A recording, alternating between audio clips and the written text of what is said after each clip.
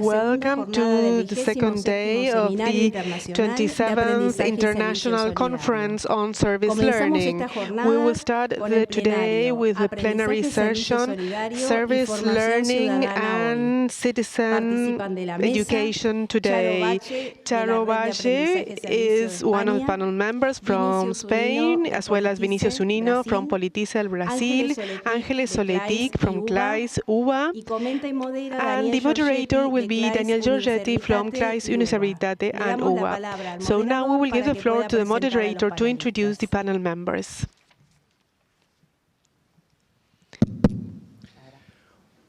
Buenos días a todas y a todos. ¿Cómo están? Good morning. We will start the second day of this conference, as they have already mentioned. I'm Daniel Giorgetti. Currently, I'm working at CLAYSS on the Uniservitate program. I'm a professor of the University of Buenos Aires and of University of Moreno here in Argentina. And I joined CLAYSS right from the beginning. I've been working on different service learning projects for quite some time. So it's a pleasure for me to share these days with you. This will be a panel with excellent panel members. I will introduce each one of them, and afterwards I will give them the floor. They will share their impressions and their perspectives on service learning and citizenship. They will have 20 minutes. After, I will close for 10 minutes, and we will try to conclude on time so that we can have a 10-minute Q&A session. If you have any questions, you can raise your hand, and there's CLAYSS staff that will be taking down notes in a small paper and will hand them to us. So I will introduce Charo Batlle first. Charo is a pedagogist. She's a friend. Apart from that, she's a friend of us. She's a dear friend. She's specialized in service learning. She's working in Spain. She has been an educator on entertainment. She has been a teacher of special education, a trainer of entertainers. She has worked in schools, in public administration, and in the associative movement in Spain. She's founder of the Spanish network on service learning, and she's part of the board. She has also been part of the promoting center of service learning in Catalonia, of Servicas Foundation, and of the Ibero-American network on service learning. She is working on territorial promotion and service learning based on the engagement of autonomous and local governments. And besides education, she is passionate about mountains, and of course, she travels whenever she can. Secondly, Vinícius will be presenting. He has a degree in electric production engineering at the Federal University of Santa Catarina in Brazil, and he's a specialist in public management by INSPER, Instituto de Ensino y Pesquisa. For 4 years, he has worked on the Movimiento Empresas Junior, and he became director of expansion at Santa Catarina. He also worked as a physics professor in pre-university courses in Florianópolis. He works at Politize since 2018, and he spent 6 years at the Center of Leadership Training from the beginning, and right now he is the institutional manager of this institution. Next, Ángeles Soletic will be presenting. She's a professor of history, and she has a master's in e-learning, production, and management from Universidad Carlos III. She's a teacher at the School of Philosophy and Literature from University of Buenos Aires, UDESA Flaxo Anudelar in Uruguay. She's a training coordinator at CLAYSS. She's a research consultant, and she's a moderator of the Specialist Network on Public Policies, AP UNESCO in Buenos Aires. She was a general director of the Center of Innovation in Technology and Pedagogy between 2016 and 2020, and she's a coordinator of the social sciences area, and her research work is related to social sciences in basic education and technologies-mediated teaching. She's a member of UBA-CIT, Inclusive Didactic Alternatives at middle school and higher education. She also is working on experimental practices in emergent technologies. Mateo is a great cooperator related to technical matters, so thanks to him, we will give the floor to Charo.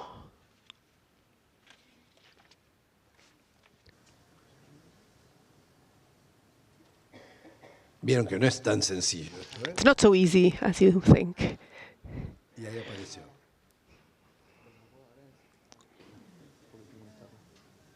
Bueno. Vamos así. Ahí está. El mouse lo tiene en manos Charo. Bien.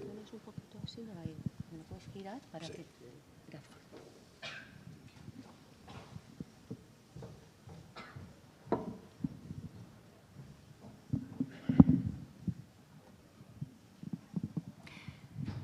Buenos días. Good morning.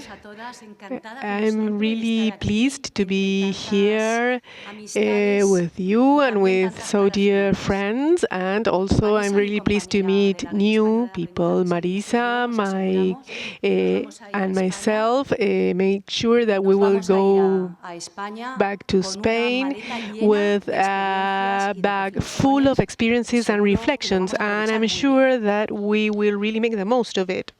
This presentation is called Service Learning Towards a High-Intensity Democratic Citizenship.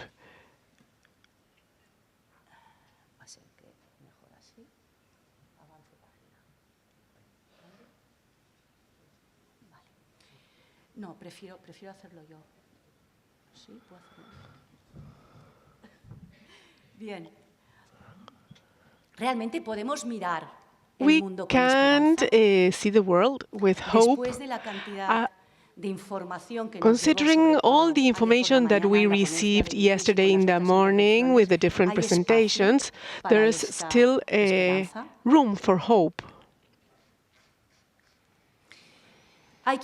Some people believe there is. For example, this economist, Alfonso Cornella from Catalonia, he says that society and economy, even though they might seem so, they are affected by a very powerful change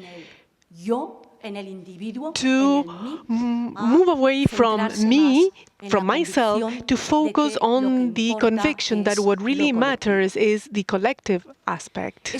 This means moving towards a democratic citizenship that has high intensity, where its richness doesn't lie on productive good, but on social capital. Even though this name might sound familiar, social capital, according to José Antonio Marina, is the group of shared values in a community, the way in which problems are solved, how we relate with each other, live with each other, how we care for the common property, how we stimulate citizen participation. Putman, one of the scholars on social capital, said that it's formed by three parameters: a community with strong social capital that is working, they are working in networks, working together, together, they share values and standards, and at the same time, they feel confidence in the community, they trust the community. This results in the high-intensity democratic citizenship. In this high-intensity democratic citizenship, there are two focuses. One among peers, what is called bonding, and those that is called bridging between different people.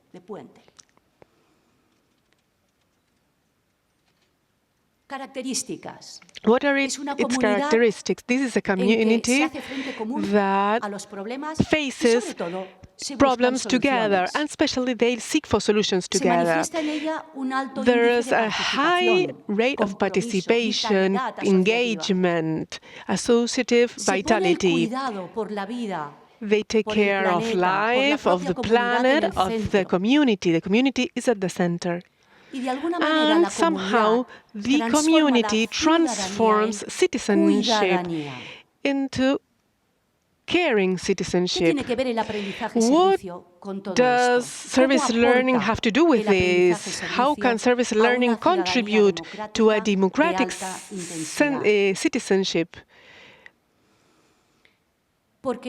Because in service learning we share values, we work as a network, and we generate trust. These are the basic parameters of this high-intensity citizenship.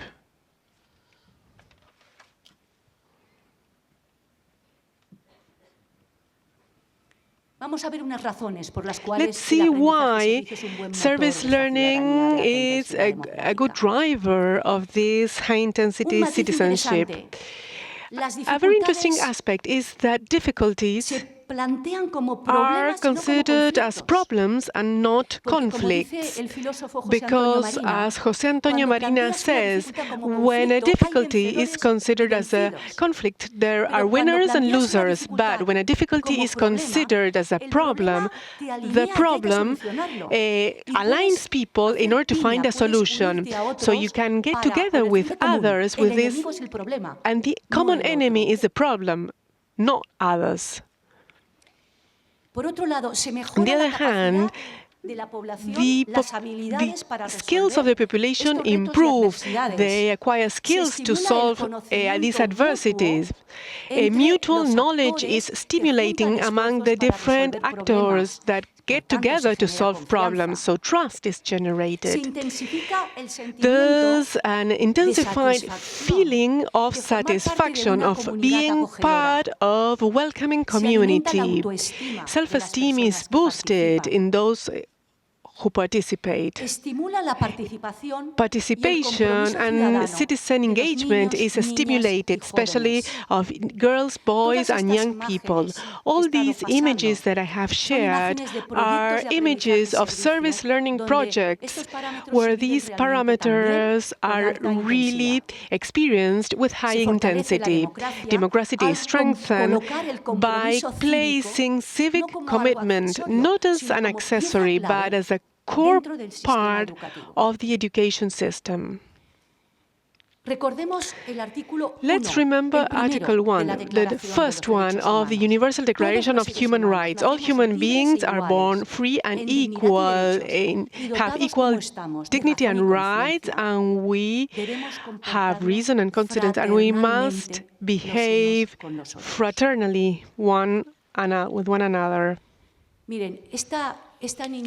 This little girl that you can see in the picture is my granddaughter. My granddaughter will not survive in an evil world. Our grandchildren, our children won't be able to survive, but they will be marginalized, excluded, if the world is focused on individualism, on oneself. Therefore, girls, boys, and youth have the right to be educated in generosity in order to turn their society in high-intensity democracy. They have that right because they depend on that to survive. And as Eduardo Galeano was saying, without generosity, generosity, without fraternity, without responsibility towards others. Sorry, Leonardo Boff who said this, and not Eduardo Galeano. Life disappears. Thank you very much. Bueno, muy bien. Thank you, Charo, for your presentation. Now, I will have to find the next PowerPoint. But Mateo is very swiftly trying to help me. Of course, I can do it on my own, but this is a generational thing. It takes me longer. Mateo does it better.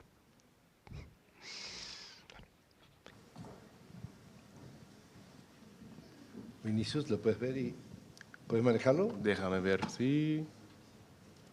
Sí, está bueno. Buenos días. Good morning.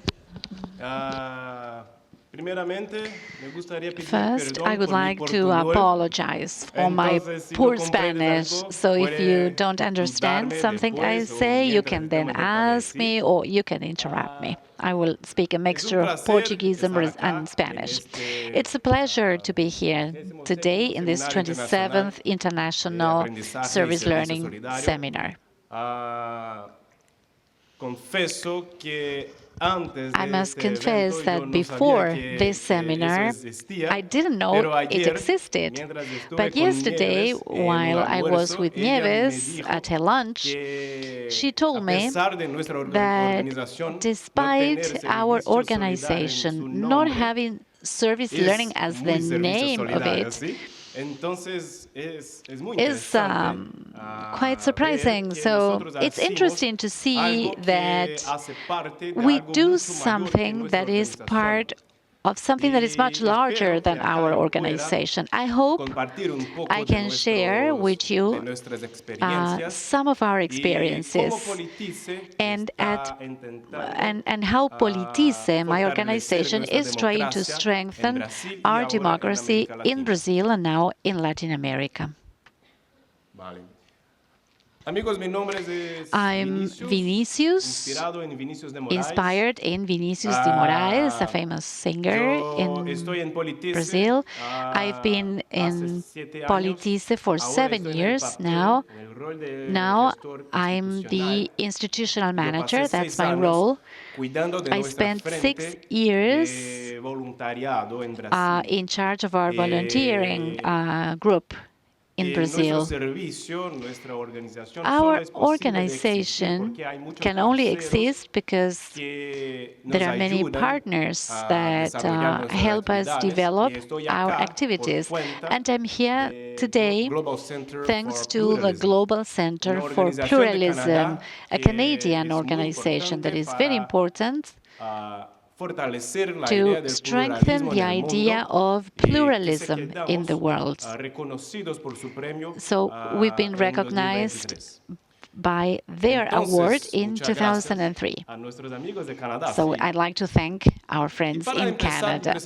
And to begin my presentation, it's important to recognize that Latin America is a territory that is democratic by nature.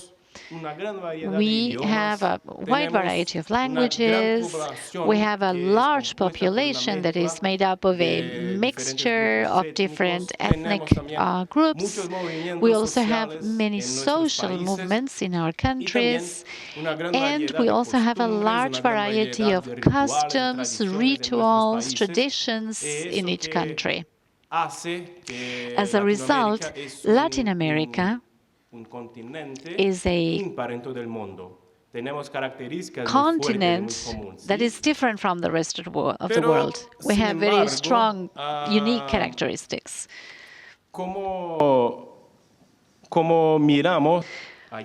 But as we saw yesterday in our meeting, there is a crisis of democracy in the world. But the crisis of democracy is just the tip of the iceberg. I'm going to try and discuss the crisis of democracy with a different perspective. First, speaking of the formal aspect, when we look at the institutions, the rituals, the laws. For instance, today in Latin America, we have 4 elected dictatorships, according to the Latino Barometer, and we have 20 presidents in history that did not complete their term because of coup d'etats, because of a dictatorship coming. And we also have 22 presidents that were convicted or accused of corruption in their country. So democracy in Latin America is not directly related to peace. It's not a very healthy relationship. But it is important when we speak of democracy, it's important to speak of the informal democracy that is made up of the people. And again, according to this Latino Barometer, we can see that 48% of Latin Americans support democracy. But 69% of those are not satisfied with democracy. And almost 30% of our people are just indifferent to the political regime that they may have. They don't care about it. But more than a crisis of democracy, it's important to understand that democracy has confidence as a component. Inspired in the presentation by Charo, by Rosell, we think that confidence is part of the social capital. And if we look at the data, we will see that the crisis is mainly a crisis of confidence, although 25% trust in the judiciary, 20% trust in Congress, 30% trust in the political parties, and only 9% of Latin Americans trust in people. That is, only 9 out of 100 people trust in one another. And if we can zoom in Brazil, that is our country, the country of our organization, we can see that confidence data is even worse than in Latin America. Brazil is the country with the worst interpersonal confidence in the world. 5% of Brazilians trust in the others. So we see that democracy is not doing well today, neither in their formal or their informal aspects. So we should ask ourselves, why are we experiencing this situation? And for that, I'm going to share some situations that happened in Brazil in the past for us to think of the future. I'm going to mention 6 moments to share with you. First,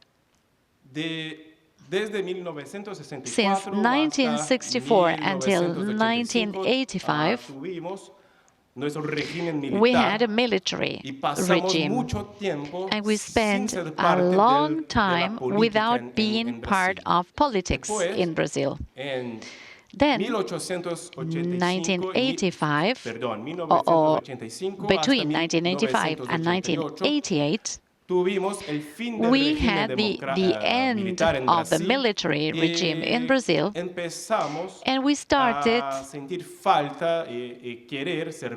to want to be part of Brazilian politics. Until in 1990, we had our first elections. That's a long time ago. But in 1992, we had the first impeachment in Latin America. When Collor, the president, lost the first legislative election in Brazil after many, many years in elections, without elections.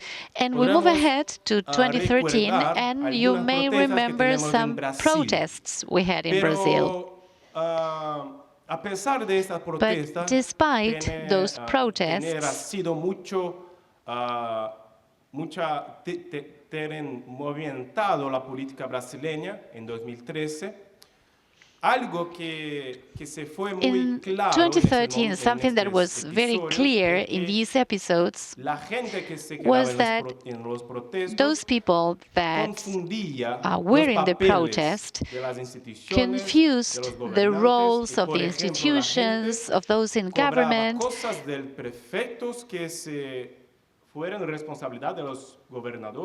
So people blamed the local governments for things that were actually the responsibility of the national government. So this lack of civic education became very clear in 2013.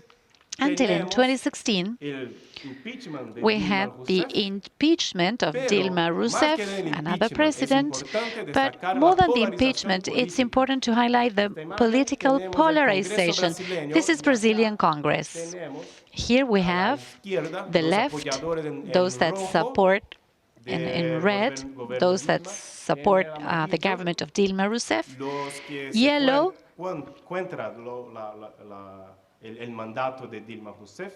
those that were against Dilma Rousseff, they used the yellow color, and they were represented the President Bolsonaro. Political polarization is very strong in Brazil, even today.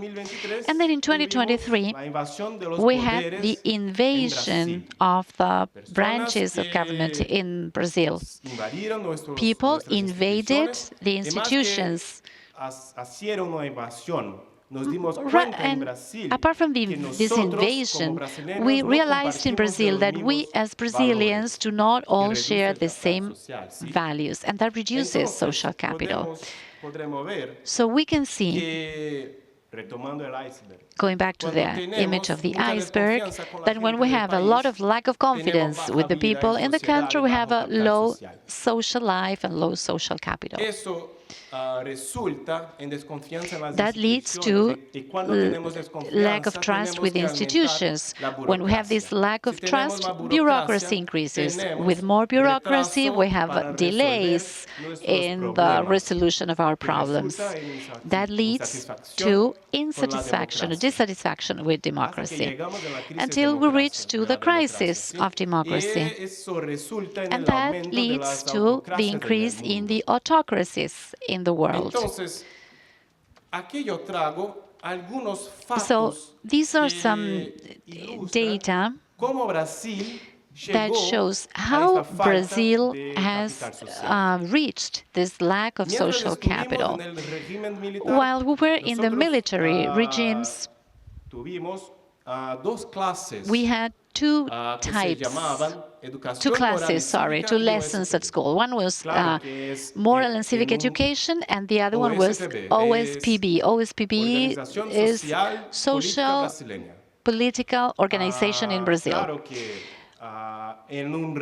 Of course, in a military regime, these classes were used for indoctrination, not to teach politics or civic education.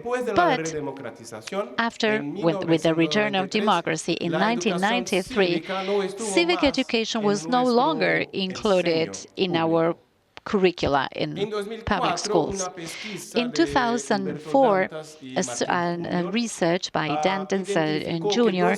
identified that 2/3 of Brazilians presented high rates of political alienation. And in 2023, 30% of Brazilians do not believe in the differences between a democratic and a non-democratic regime. So the problem is in the people, in the grassroots, in the lack of education to be part of democracy. To reinforce the fact that we have a crisis, I'm sharing here the democracy rates from VDEM that show that participatory and egalitarian components in this VDEM are the worst, the lowest scoring, and that political culture is the worst dimension based on the Economist Democracy Index. That's why we say that the lack of preparation of education for democracy This is very democratic in Brazil. It doesn't matter whether you're a man or a woman, if you have education or not, if you are black or white, or if you are indigenous. That doesn't matter here. In general, overall, we are not prepared to be part of democracy. And perhaps we have the same problem in the rest of Latin America as well. That's why we have to educate and train a generation of citizens that are aware and that are engaged with democracy, and we have to provide civic education to all the people in our territories. So in 2015, we created Politize, an organization based on networks of citizens that share the values, the beliefs, and the practices of democracy. We do this in 3 ways. First, we develop contents so that everybody can learn about politics in an easy way without any partisan connection and in a very easy to understand manner. The creation of these contents is supported by a network of citizens that are engaged with democracy. In 2015, we produced over 4,000 contents in our site in Brazil. Over 151 volunteers have been part of our network. This is since 2015 to date. And over 21 million people use our YouTube channels to learn about politics. And also, 81% of our visits in our sites are organic searches in Google. So there's a lot of interest among Brazilians to learn politics. The problem is that in the formal media, they do not obtain this learning. We also develop materials for teachers to teach civic education at school. And in 2020, until 2020, we've trained over 17,000 teachers to use our materials, and over 222,000 students have learned civic education in their classes at school. Remember that since 1993, civic education has not been included formally in the curriculum, but we are doing this through 7 collaboration agreements with Brazilian states. And the third pillar of our action in Brazil is the mobilization of thousands of citizens throughout the territory for them to act locally to overcome their challenges in their communities. So we form citizens here.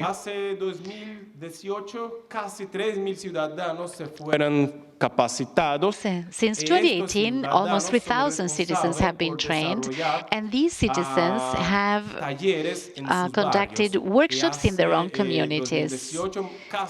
Since 2018, almost 10,000 workshops have been conducted by our workshops. And these people have reached over 180,000 people directly through these civic education workshops. Our volunteers also develop projects in their communities to, for instance, they take citizens to their city halls to improve political participation in our cities. And almost 1,000 youth have obtained their register to vote in Brazil. We have a long history. This is not just numbers. For instance, Asafe, our volunteer in Sao Paulo, has been a trainee at the ministry of at the General Attorney's Office in Brazil, and while he was a trainee there, he mediated in a conflict with service users. He was invited, he used the type of communication we teach in our courses to mediate in the conflict. And for instance, Milena here, she reestablished relationship with her sister because she learned how to discuss politics in a more healthy way.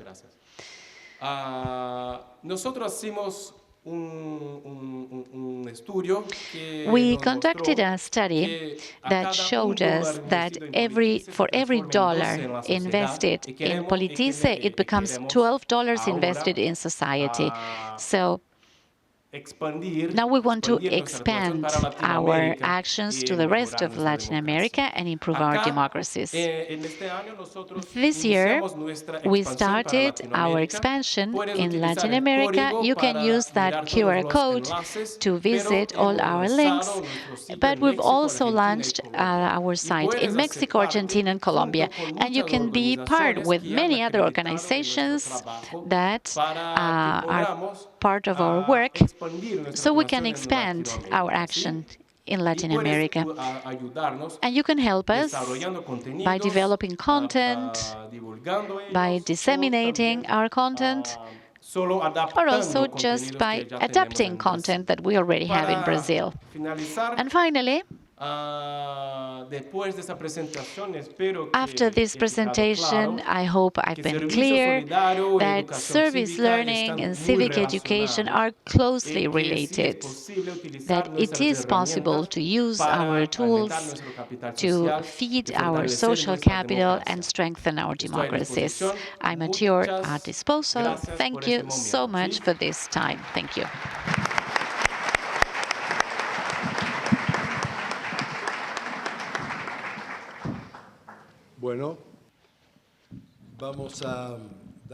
Okay, now we will give the floor to Ángeles, and I will try to find the presentation.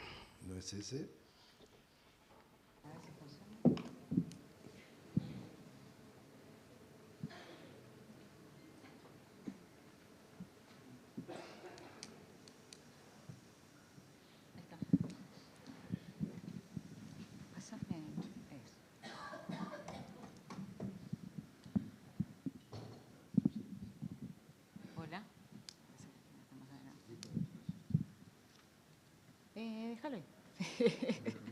Sí, porque empiezo por ahí. A ver, por aquí. Intento ir.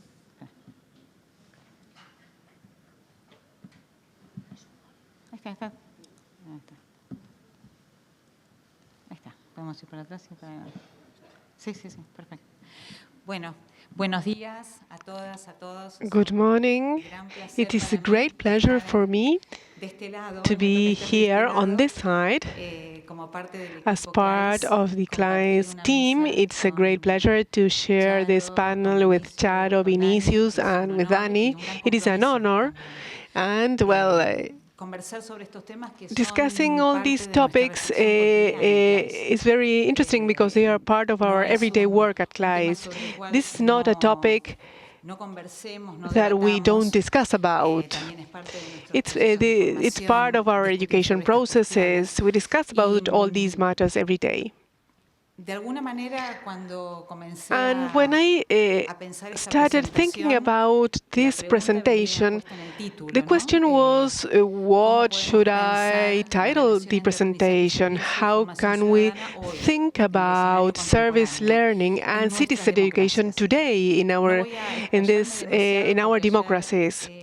I won't elaborate a lot because Nieves made a great presentation, and Charo and Vinícius also contributed to this idea. But it is important to mention all the challenges that we face in this global capitalism and societies affected by environmental crisis, by the deepening of inequality and fragmentation. Inequality that is almost legitimated as a natural result.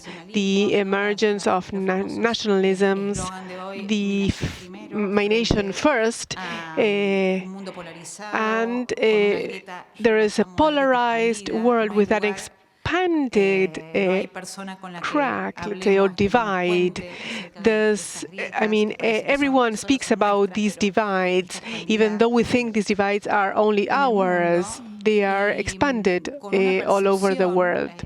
And there's increasing resistance to integrate others naturally, to integrate others, just to integrate those who are different. The socio-technical scenario that is characterized as digitalization and, let's say, platformization of the human experience includes two engines, the physical and the digital worlds. During the pandemic, this became very evident. And this enabled an epistemological revolution, but at the same time, this is a warning about the increase of technology in our lives. And this technology makes decisions for us in indetectable ways through the different networks. Vinícius was mentioning the problem of democracies in Latin America, but I would rather say that even in developed countries, there is a perception of a lack of harmony between expectations and possibilities of our democracies. Yesterday, Byung-Chul was mentioned when he speaks about the society of tiredness, of feeling exploited, self-exploited, and this related to making consumption sacred, which generates insatisfaction, frustration, and even more complex effects that includes the loss includes not caring about others and not caring about groups. And Vinícius has also shared that our democratic systems in their political and social and institutional dimensions are hacked, let's say, because apparently they cannot satisfy our expectations as citizens, the expectations that we have on them, and this is clearly evidenced in our youth. That's why the data that we share and that we won't mention once again really reflect that the youth are the most affected, and therefore they are more frustrated and have more skepticism about the democratic system. That's why how we define participation or what being a citizen means is very difficult. What we know is that even though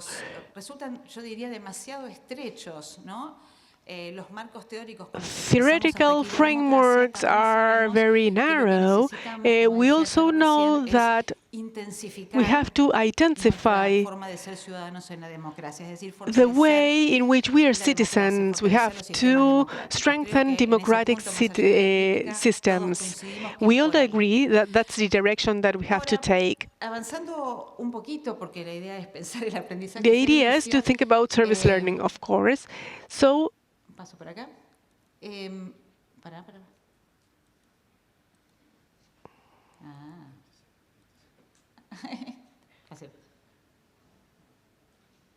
Ahí.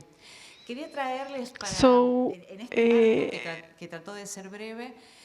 I wanted to share three experiences, three stories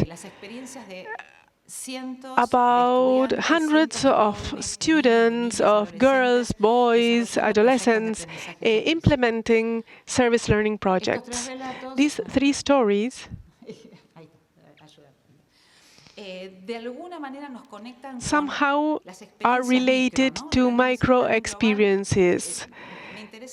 I'm really interested in understanding what happens in our schools and universities. These three examples are just three cases, but I think they are very significant in terms of what I want to share with you today. The first one is the story of some fifth-year students from Argentine schools who created a digital application called Yara.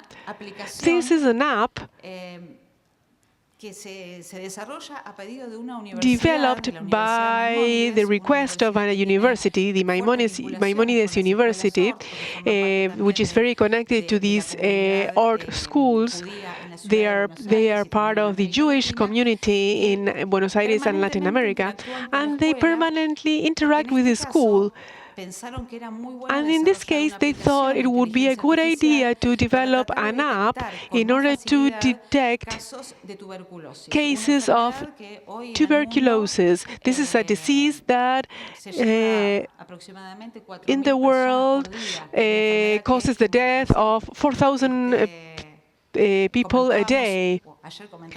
Yesterday we were saying that apparently it was eradicated in Argentina, but we are still having some cases, and this is a matter of concern. So the students developed this app, and today many cases can be solved thanks to several images that the university provides. A second example is a different project where we see students working with 12 communities in India, in the Assam Don Bosco University.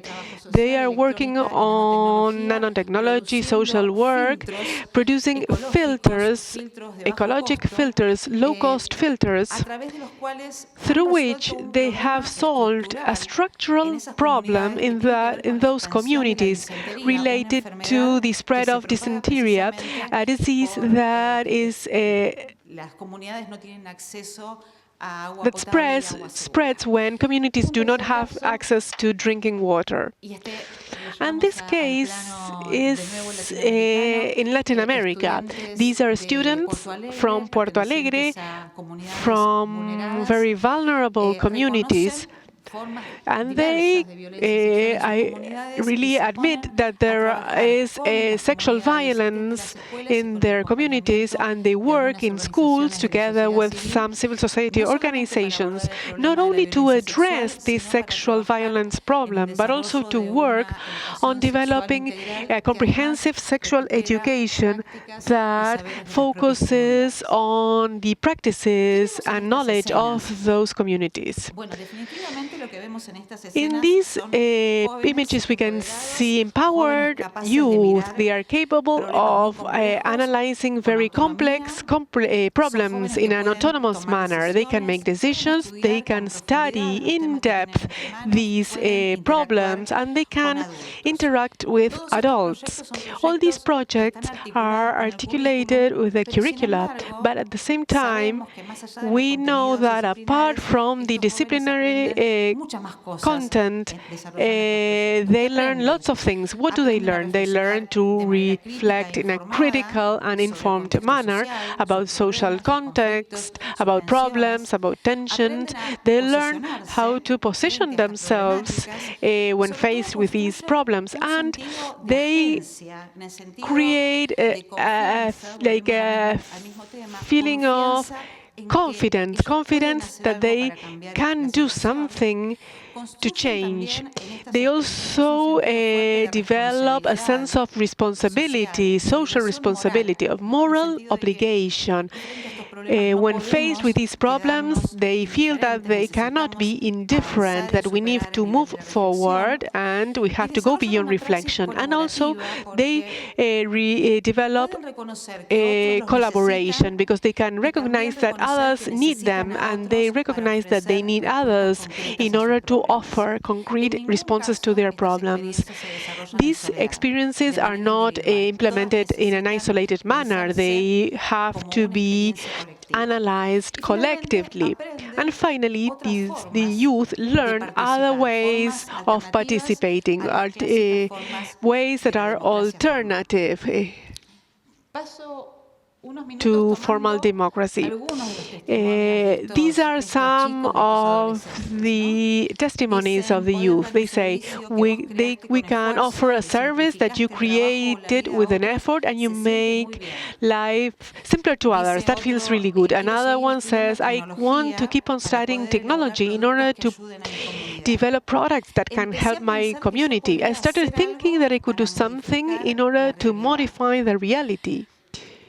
Another girl says, we want to make a difference in the life of the women in the community, especially of the girls. Sexual education is a right of everyone. Another example, I won't quote all of them, says,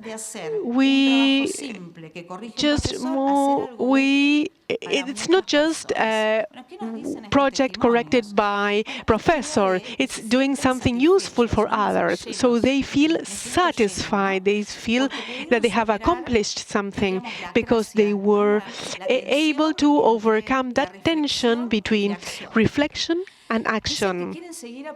They say that they want to keep on learning. This is really interesting. Knowledge empowers them. They can make more sophisticated and efficient interventions.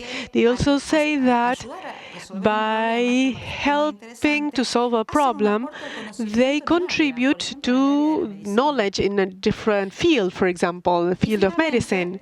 And finally,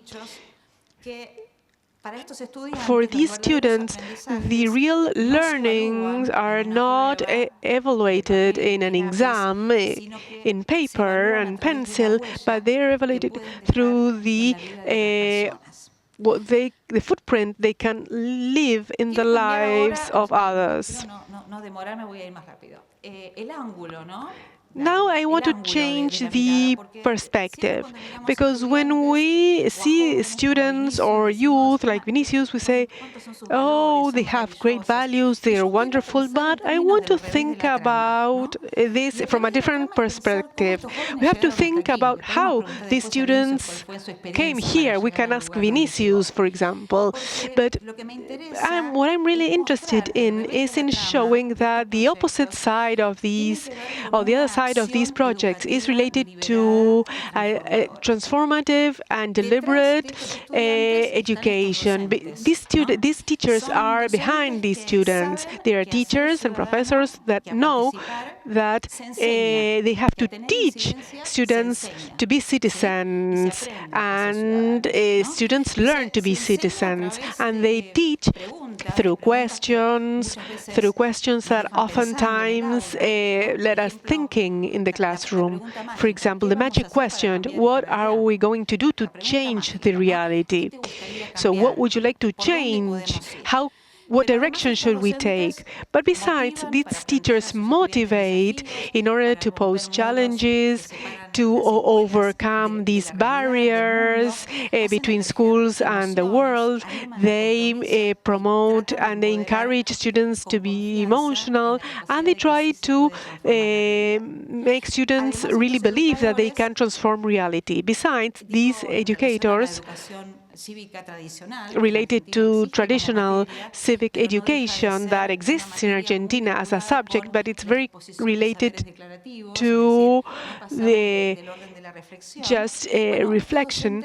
Well, these teachers go beyond the explanation of the problems of the world, and they invite students to live a collective experience of collective change that makes public responsibility as a reference framework to give meaning to education. When I was thinking about how to redefine service learning, which, as you have seen, is a pedagogy in which we firmly believe, I was imagining a laboratory. Some pedagogists say that classrooms have to be a laboratory. For example, a science laboratory, a classroom where you can think, where you create hypotheses, where you can test different relations, where you experiment, where you analyze. So this metaphor of and citizen education for service learning can help us. Service learning is a pedagogic model that is consistent, that is profound, and that offers substantial answers to alternative models when we are facing an education system that is exhausted. Why can service learning help us as a laboratory? Because it helps us see and observe the reality in a critical way, but in an empathic and with hope. This is the reality of the world, but the world can also change, and we can change through schools, through universities, through civil society organizations. What this laboratory also teaches us to develop skills for dialogue. For example, the dialogue, the reason of dialogue. And this is also a model that helps us build confidence in that we can contribute to this social transformation. And finally, and this is very important when we think about education institutions, service learning makes or puts knowledge into action. It's not a matter of reflecting and analyzing reality, but it offers tools in order to participate of this change. On this other side of the story, I would like to think about learning, and I want to place the focus on the professors and pedagogists. Let's think about the teaching model that really goes hand in hand with service learning. And when we think about service learning as a laboratory of political and citizenship education, I would like to quote some ideas of our colleague, Dariana Mayo, with whom we developed some research projects. And I would like to mention some categories of a model that she suggests to think about giving a leap in pedagogic design. These are very significant to analyze service learning from a different perspective. First of all, because service learning implies a strong curricular reinterpretation in an exhaustive education system organized based on content or service learning proposes a story that reinterprets the curriculum through social intervention to achieve genuine learnings. This is very specific, very concrete. Secondly, if we have to change the traditional model in which there is explanation, evaluation, well, service learning offers an alteration or a change change, and this has to compensate. And the focus of the teachers and students is intervention in reality, and this really changes the ways in which we teach.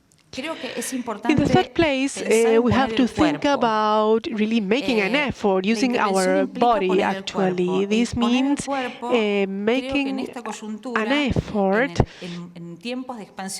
and in this era of AI, sorry, I need 2 more minutes.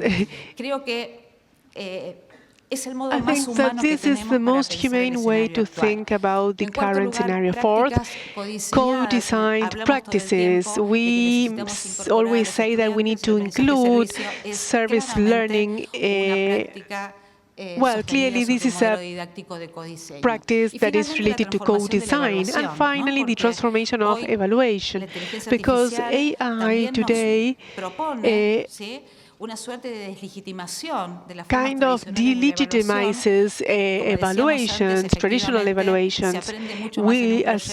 As we said earlier, we learn a lot more in a project than in a written exam. The first idea to close is related to motivation. And we as teachers need to incorporate the causes of our children and youth and the different topics that we mentioned, such as environment. All these topics, the gender perspective, they are topics that are of interest for our students. So let's listen to them, and let's try to do this using a language that is used by students in the digital environments. Our students are making interesting projects with technologies, so let's try to use them for projects that can help us work in the community. And finally, I would like to mention what Nieves was saying. This is part of our permanent dialogue at CLAYSS. Today, we cannot think about a hyper-technological scenario without considering the connection of citizen education with technological and scientific literacy. In the city of Buenos Aires, right now, there's a demonstration of researchers who are claiming for science. They want science not to disappear. So because they have smaller and smaller budgets. So we need this to be included in the agenda. And if we think about citizens who are technological and scientifically literate, well, this is the response that we can give as a result to the post-truth. So these competencies to interact with digital environments are non-digital competencies. These are competencies related to knowing topics in depth, to solving problems, to conceptualization. We need to strengthen these competencies that are non-digital in a digital scenario. And to conclude, sorry, I'm speaking too much. While I was preparing this talk, I remember that Garner was talking about the 5 minds of the future: the synthetic, disciplinary, respectful mind, the ethical mind, and I would also like to add the idea of a caring mind, because it is not enough to have an ethical mind, to understand problems abstractly. We need to have a mind that takes thoughts to action, and this is related to thinking about solidarity. And I would like to quote, and I insist on you, I insist that you read this material and this publication, and I would like to quote this phrase by Puig Rovira, who was also quoted yesterday. And he said that education has to look towards the future with a utopical spirit, with a willingness to contribute to create something new, an attitude that implies not being satisfied only with criticism, but also cultivating hope and engagement and doing them together. Thank you.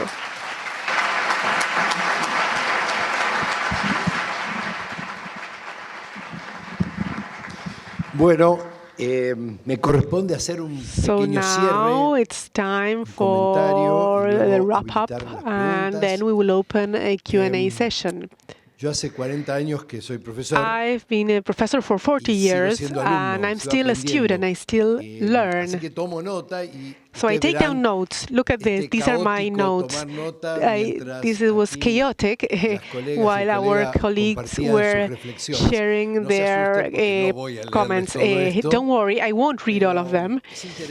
But it's really interesting to see that these experiences trigger lots of ideas. And it's also very difficult to make a summary. So I will share some impressions related to service, learning, and citizenship. And I will share some words that are key to keep on thinking about this. On the one hand, it is really interesting all the things that Charo shared. She has worked in formal institutions and in civil society for many years, and this is also something related to Vinícius too. We've been working for many years on how service learning is a central part of civil society organizations or NGOs, no matter the name, in order to consolidate their engagement. There's also values that are connected to democratic participation, both in the clear warning by Vinícius that is responded by his organization, and also by the way Charo mentioned, which is democratic citizenship. This is something very related to service learning. On the other hand, all the technological aspects were mentioned by Ángeles, and it was also mentioned by the resources used by Vinícius. I've known Charo for many years. I have read her blogs, so she also uses, of course, technology. And undoubtedly, this is somehow a response, because these plenaries have some kind of continuity. There were some comments made by Nieves. And when we attend these seminars, we know that there's like a general presentation, and then there are things related to what is actually happening. There's fake news, and there's the post-truth. And all these somehow respond by these service learning experiences, are responded by these service learning experiences by Politize and by Charo's presentation.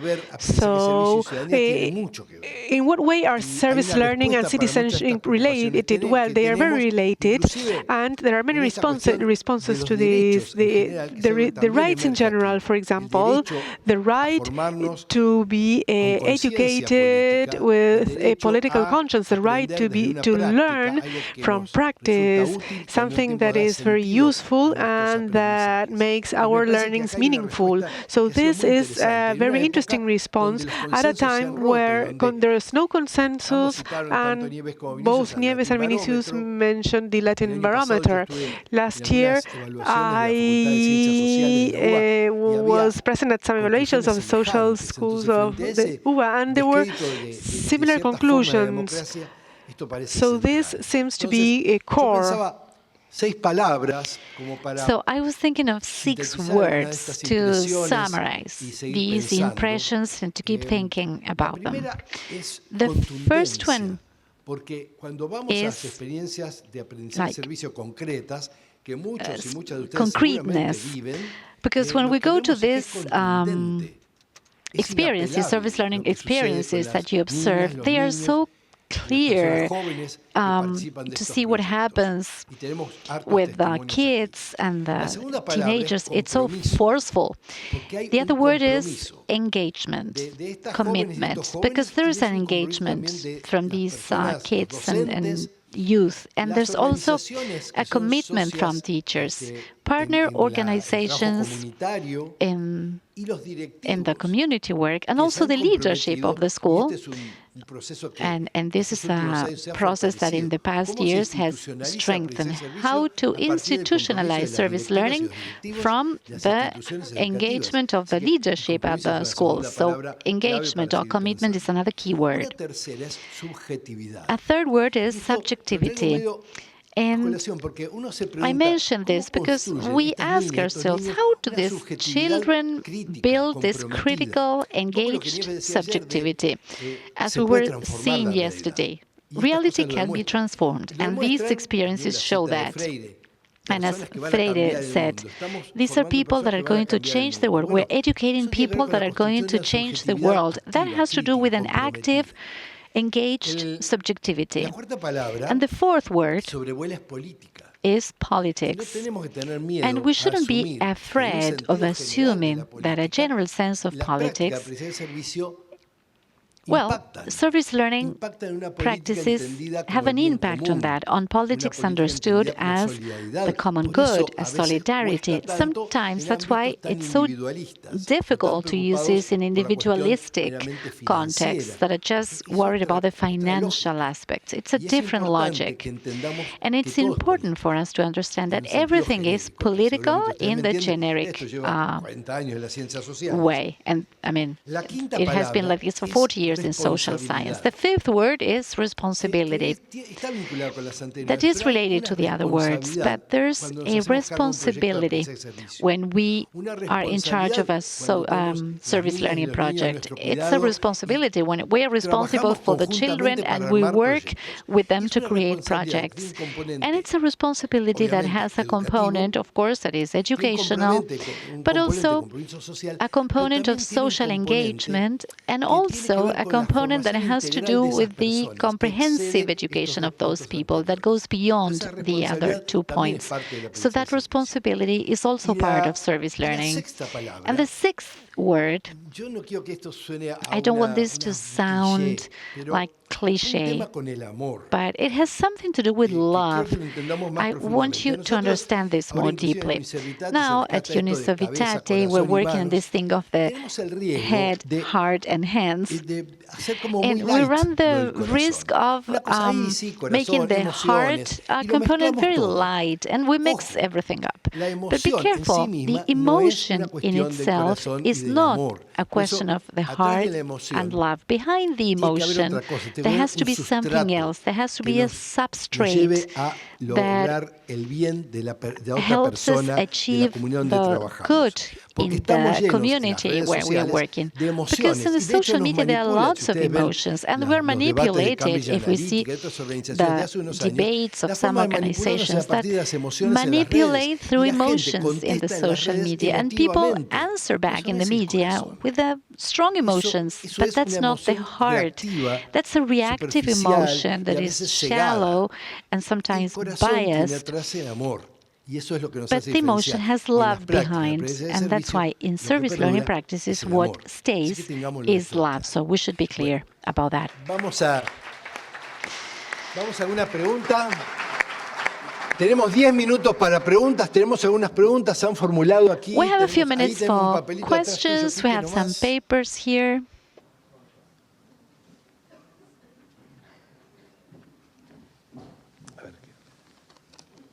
Qué chiquito que está escrito esto, que yo tengo que poner los otros anteojos.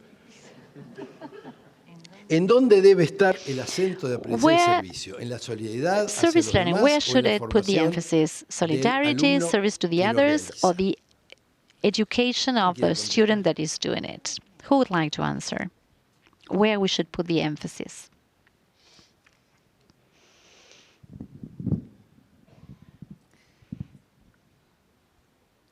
A ver,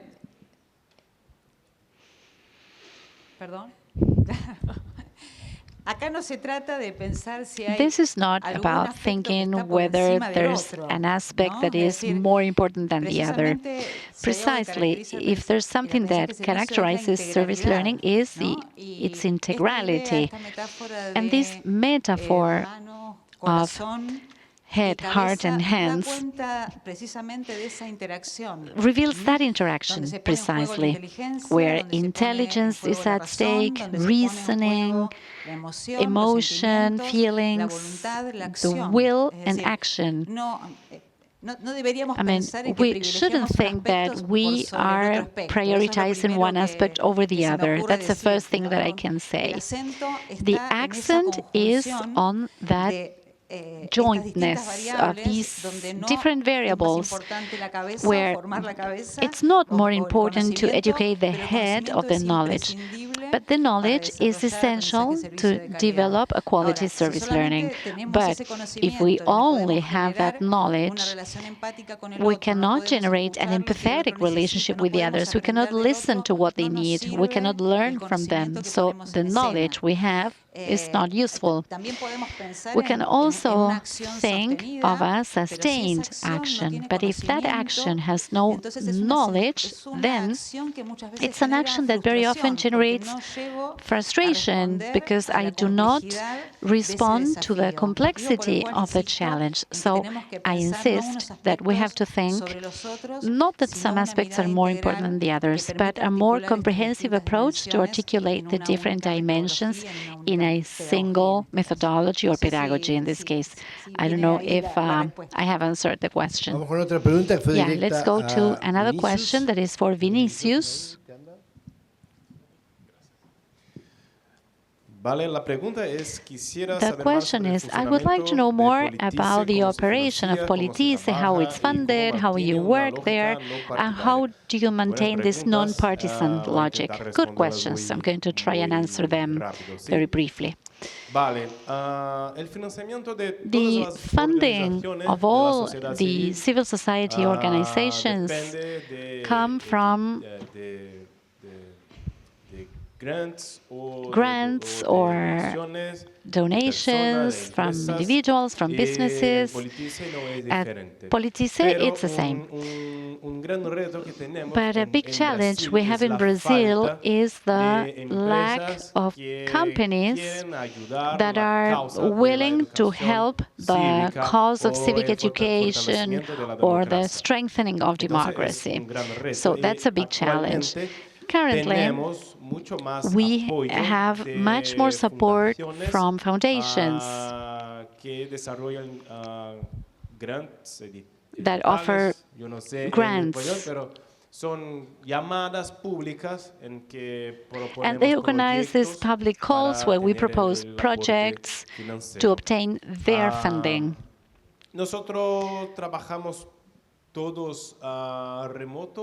We all work remotely. We are a team of 40 people scattered all over Brazil, and we are divided into 5 working hubs: institutional, communication, content, leadership, training, and schools. And the third question, how do we maintain this non-partisan logic? That's a very good question. Although we've been discussing this very strongly at the beginning of our work. When we study about civic education or political education in Brazil, there's a term that is very important that is called suprapartisan ethics. That is how you can teach politics without sharing your personal opinion, but developing methodologies that will help the student have their own ideas, their own opinions. So we are based on that logic to develop our content, our workshops, or curricula for schools in Brazil. It's a little more complex than what I'm describing here, but it's based on that methodology. Thank you. ¿Tenemos alguna pregunta más? Is there any other question? Bueno, pareciera que no, así que vamos a dar por cerrado el panel. Apparently not, so we're going to finish the panel. Thank you so much.